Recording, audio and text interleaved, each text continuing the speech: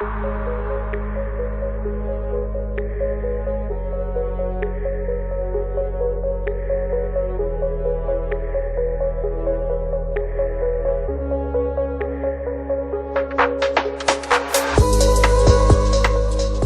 and welcome to 10 Minutes On, a short-form podcast where we take a recent news story and use it to explore a broader political issue.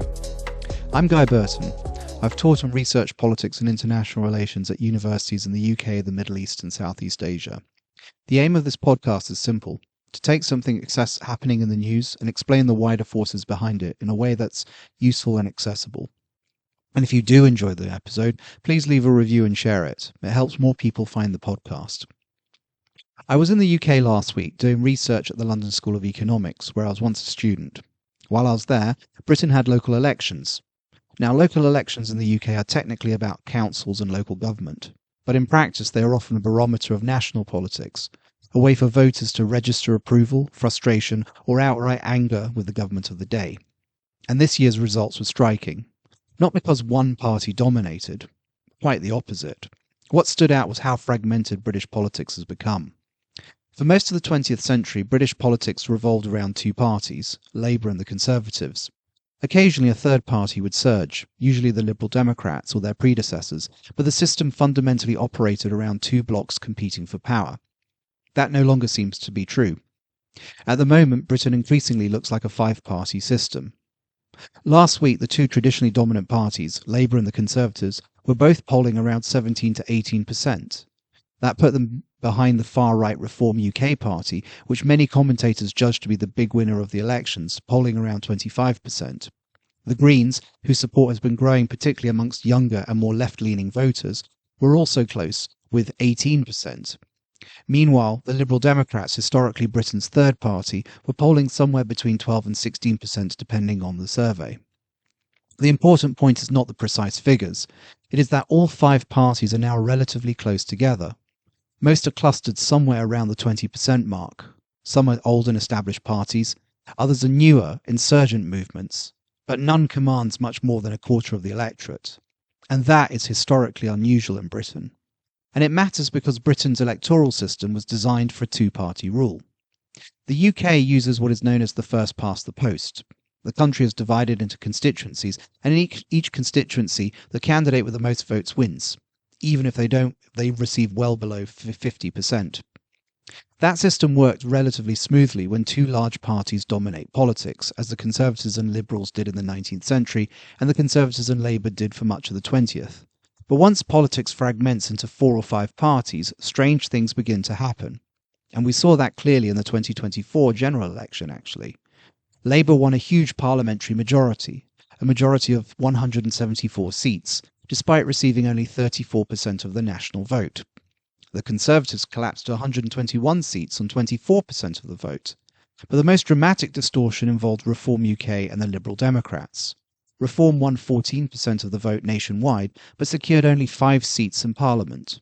The Liberal Democrats won slightly fewer votes, around 12%, but ended up with 72 seats. Why? Because the Liberal Democrats concentrated their support efficiently in particular constituencies, while Reform's support was spread more evenly across the country. This gets to the central issue in electoral systems. There are really two separate questions involved. First, how accurately should public opinion be translated into parliamentary seats? And second, how easily should a government be formed from those seats? And those are not the same thing. Plurality systems like first past the post tend to distort vote shares in order to produce clearer winners and more stable governments. Proportional representation systems, usually called PR, aim instead to match seat shares more closely to vote shares. Under PR, if a party wins 20% of the vote, it should receive something close to 20% of the seats. That creates fairer representation. Smaller parties and minorities are less excluded. Parliament more accurately reflects society. But there is usually a trade-off, because PR systems often make it harder for one party to govern alone. Coalitions become necessary. Negotiation moves inside Parliament after the election rather than being settled beforehand by the electoral system itself. So plurality systems resolve political conflict before Parliament opens by exaggerating winners. and PR systems resolve conflict afterwards through bargaining and coalition building. And different societies prioritize these goals differently at different times. In periods of crisis or war, governments often prioritize decisiveness and stability. But in periods where trust in political institutions is weakening, as is happening in many democracies today, representation and legitimacy become more important. That is why electoral reform is becoming a live issue again. And not only in Britain. What is interesting is that today's debates are increasingly concentrated in established democracies whose party systems no longer fit their electoral systems. Canada is one example. Like Britain, Canada uses first past the post, despite increasingly operating as a fragmented multi-party system. Justin Trudeau promised electoral reform after becoming Prime Minister in 2015 and established a parliamentary committee to examine alternatives. At the end of 2016, the committee recommended moving towards a more proportional system. But the reform effort then stalled. The Trudeau government rejected the recommendations, and Trudeau himself indicated that his preferred option was not PR at all, but a ranked ballot variant of the existing plurality system. A proposal critics argued would still favour larger centrist parties and would not fundamentally solve the disparity between vote shares and seats. When Trudeau resigned last year, he described abandoning electoral reform as one of his greatest political regrets. France presents a different case. There, the issue is less about votes being translated unfairly into seats and more about growing strain inside the country's semi-presidential system. France combines a powerful presidency with a legislature. Historically, the system functioned relatively smoothly, either when the president controlled parliament or during periods of so-called cohabitation, where a strong parliamentary opposition constrained presidential power.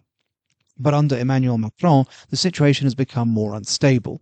French politics has fragmented sharply, yet no single bloc has been capable of dominating parliament. That has left Macron increasingly reliant on presidential authority and constitutional mechanisms to push legislation through without secure parliamentary backing. The result has been growing frustration with what many see as an over-centralized political system that no longer reflects an increasingly divided society. As a consequence, debates in France increasingly focus less on proportional representation itself and more on institutional reform, participatory democracy, and mechanisms that might counterbalance presidential power. In Japan, frustration centers on the continued dominance of the Liberal Democrat Party, despite what is formally a competitive electoral system. There is also wider public anger over money in politics and repeated scandals involving campaign funds, particularly amongst governing party politicians. At the most recent election earlier this year, the Liberal Democrats pledged reforms, including tighter regulation of political funding and reductions in the number of seats in the Japanese Diet, proposals that enjoy considerable public support. Polling also suggests that a narrow majority of Japanese voters favour some form of electoral reform. But there is scepticism about whether these reforms will happen. Critics suspect that the new Prime Minister, Sanae Takaichi, may retreat from reform now that the governing party has secured another strong electoral result.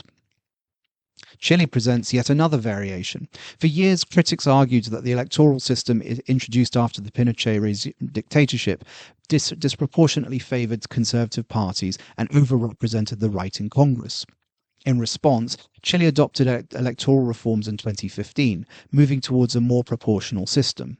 The effects became visible in the 2017 elections, when a broader range of parties entered Congress and parliamentary representation more closely reflected voter preferences. But even that success had limits. In 2019, Chile experienced massive nationwide protests over living costs, inequality, and public services. Those protests reflected more than a decade of rising frustration with the political system and political parties generally. Subsequent efforts at constitutional reform failed to resolve those tensions fully. And dissatisfaction is not confined to plurality systems either. Countries with highly proportional systems are also facing difficult problems. In Israel and Netherlands, highly fragmented party systems have produced unstable coalition politics and growing influence for small extremist parties. In the Netherlands, Geert Wilders' PVV has benefited from this fragmentation, while in Israel, small nationalist and religious parties have often exercised influence far beyond their numerical size in parliament because larger governing coalitions depend on them for survival. So the old political science debate, stability versus representation, has become more complicated. For decades, electoral systems were often treated as engineering problems. Choose first past the post for stability, choose PR for fairness. But contemporary politics suggests the trade-off is no longer so simple. Systems designed for stability can lose legitimacy if voters feel their views are not properly represented. At the same time, systems designed for representation can become fragmented and difficult to govern. And that is why many modern reforms have tried to combine elements of both. New Zealand is probably the best known example. In the 1990s, it abandoned first past the post and adopted a mixed member proportional system based partly on Germany's model. The aim was to preserve local constituency representation while also ensuring that parliamentary seats reflected national vote shares more accurately.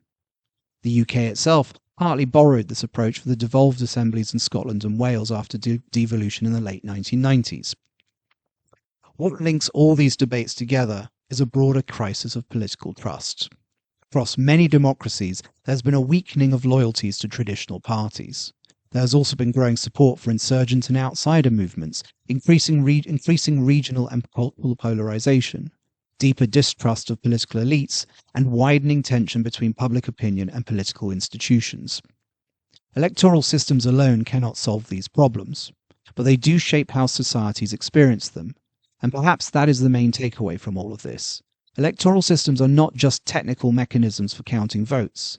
They shape legitimacy itself. They influence whether people feel represented, whether governments appear credible, and whether losing sides continue to accept the political system as fair. The challenge many democracies now face is not simply choosing between stability and representation. It is finding a system capable of delivering both. So that's that for this week, and thank you for listening. If you enjoyed the episode, please leave a review and share it with others who might find it interesting as well. I'll be back again next week with another episode of 10 Minutes On. So have a good week and see you next week. Goodbye.